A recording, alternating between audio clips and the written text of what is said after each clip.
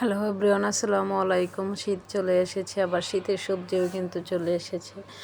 তো এই কপিগুলার কিন্তু অনেক বেশি দাম, আর এই দুইটাকে সম্ভবত কত টাকা দিয়ে আনছিলাম ঠিক মনে নাই। এখানে সিম, তারপর বেগুন, টমেটো, কপি নিয়ে নিলাম। একদম শীতের ভরপুর সবজি যেগুলাকে বলে। তো বেগুনগুলা কেটে নিয়েছি, টমেটো কেটে নিয়েছি, সিম আবার ফুলকপিও কেটে নিয়েছি। আর ফুলকপি কিন্তু আমার অনেক বেশি ভালো লাগে। তো সব কিছু কেটে ধুয়ে পরিষ্কার করে নিলাম। এখন রান্নাবান্নার পালা। তো ভাতটা আগেই বসায় দিয়েছিলাম। এখানে আদা জিরা বাটাও আর কি একটু ভিড় করে নিয়েছি তরকারিতে দেওয়ার জন্য, চুলার নিচে রেখে দিয়েছি। তো আজকে ফুলকপি দিয়ে কই মাছ দিয়ে রান্না করবো। আর ফ্রিজ ঘেটে দেখি যে একটা ইলিশ মাছের লেজ রয়ে গিয়েছে। তো আরও 2-3 পিস, মানে 3-4 পিসের মতো কলিজা ছিল। তো ভাবলাম সেটাও বের করে নিই মেয়ের জন্য।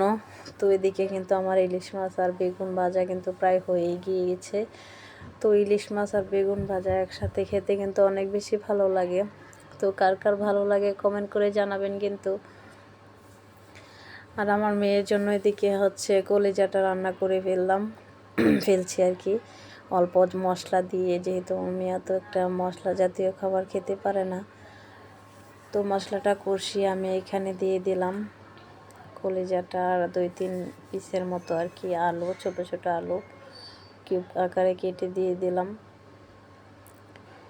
তো একটু পানি দিয়ে দিচ্ছি মশলাটা কষার জন্য।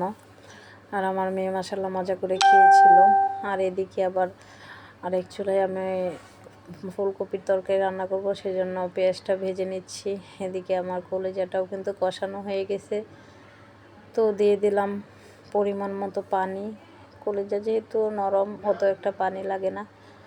তো আলু সিদ্ধ হওয়ার মতো আর কি পানি দিলেই হয়ে যায়। তো এখানে আমি মশলাপাতি দিয়ে দিচ্ছি, হলুদ মরিচ, তারপর আদা রসুন বাটাও আর কি, আদা জিরা বাটাও একটু দিয়ে দিব যেন তরকারিটা ভালো লাগে খেতে। তো মন দিয়ে রান্না করলে নাকি তরকারি আসলে ভালো লাগে। মাঝে মধ্যে কেন জানি রান্না করতেই ভালো লাগে না, তো তারপরও জোর করে আর কি রান্না করতে হয়। তারপর এই যে আমার মশলাপাতি সব কিছু দেওয়া কিন্তু হয়ে গেছে। এখন আমি মশলাটাকে একটু কষিয়ে নিচ্ছি আর কি, তেল বেশি ওঠার আগ পর্যন্ত। তো আমার রান্নাগুলো কেমন লাগে আপনাদের কাছে কমেন্ট করে কিন্তু জানাবেন। এখন ভাজা মাছগুলোও কিন্তু মশলাতে দিয়ে দিলাম একটু মশলা ঢোকার জন্য আর কি। আমার হাজবেন্ড তো কাঁচা মাছ একদমই খেতে চায় না, সে ভাজা মাছ ছাড়া, মানে তো যে কোনো তরকারি রান্না করতে হবে ভাজা মাছ দিয়ে। তো তার জন্য আর কি এভাবে আমি রান্না করি, সে যেভাবে পছন্দ করে। তারপর পরিমাণ মতো পানি দিয়ে নিলাম, ঝোল আর কি দিয়ে দিলাম। মাছগুলো কিন্তু একদমই ভাঙবে না। তো আপনারা হয়তো ভাববেন যে মাছ ভেঙে যাবে, তো ভাঙবে না। এদিকে আমার এই যে বেগুন ভাজা, ইলিশ ভাজা কিন্তু হয়ে গিয়েছে। তো দেখতে কিন্তু লোভনীয় লাগছে, আপনাদেরও দাওয়াত রইল। তো আমার রান্নাবান্না কিন্তু শেষ ফাইনালি। মুরগির কলিজা, মেয়ের জন্য বেগুন ভাজা, ইলিশের লেজ ভাজা, আর আমি এখন পান্তা ভাত আর কাঁচামরিচ দিয়ে ইলিশ মাছের লেজটা দিয়ে খুব মজা করে ভাত খাবো।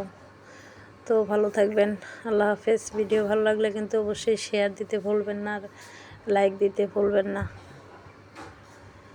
তো কে কে পছন্দ করেন পান্তা ভাত আর ইলিশের লেজ কাঁচামরিচ পেঁয়াজ দিয়ে।